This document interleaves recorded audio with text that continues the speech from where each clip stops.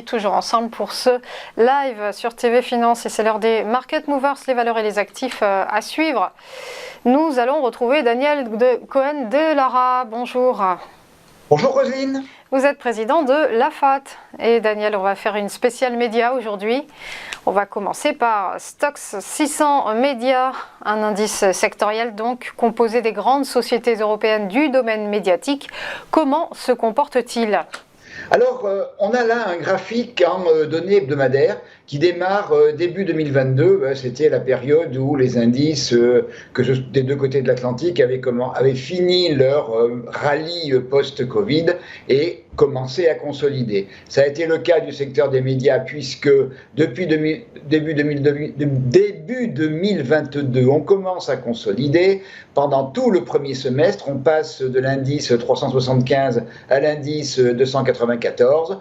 On revient un petit peu vers 340. On revient chercher le même support vers 294 et depuis, eh bien, on est reparti vers le haut dans une très belle tendance haussière. On a commencé d'abord par franchir l'index 327,7 à l'automne dernier, qui était le dernier plus haut dans la tendance baissière. On a invalidé ainsi la tendance baissière. On est maintenant en tendance haussière avec des ensembles d'indicateurs qui sont favorables.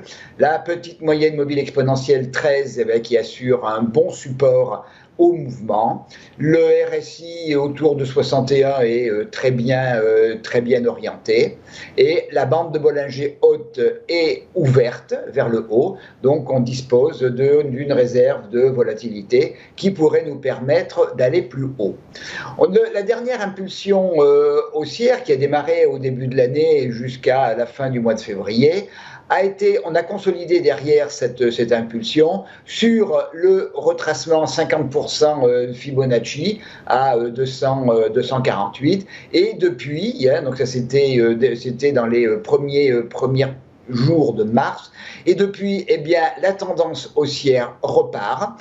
On est là sous un niveau de résistance à 370, qui était le dernier plus haut dans le mouvement haussier démarré à l'automne dernier.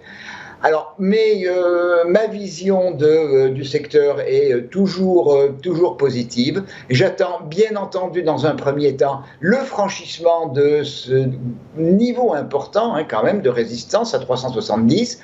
Son franchissement marquerait, donc qui est le dernier plus haut dans la tendance haussière, marquerait une nouvelle jambe de hausse en direction de 375 qui est aussi un niveau de résistance significative, puis 383 et 393.